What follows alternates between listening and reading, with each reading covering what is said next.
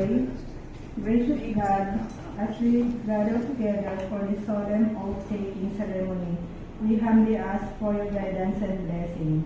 Grant them the strength to serve with compassion and dedication, always seeking the common good. May their action be guided by your divine will, and may they strive to uphold the values of honesty, fairness, and accountability.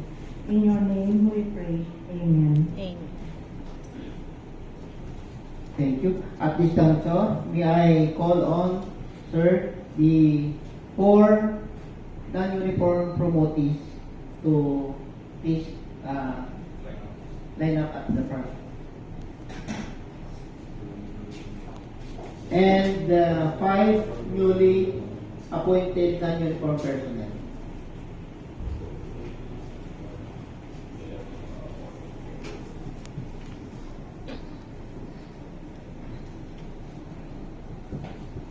Okay, so wala na yung mga pamilya. Wala kayong mga pamilya na na-invite sa inyong appointment. Ako, nandito, sir. Nandito ako, sir. Nandito ako, sir. Alright, please raise your hand and repeat after me your voice. I state your name. Of PNP CIDG, having been appointed to the position of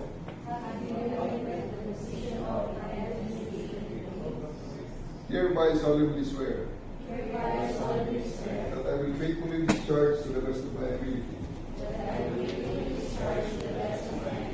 the duties of my present position and all of others that I may hereafter hold up under the Republic of the Philippines.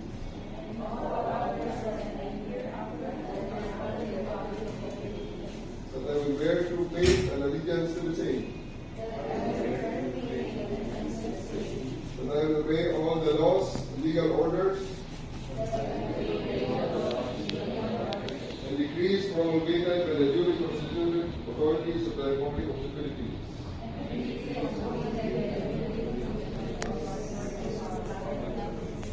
And that I impose this obligation upon myself voluntarily,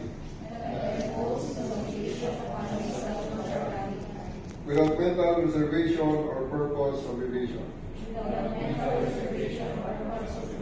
So help me God. Congratulations.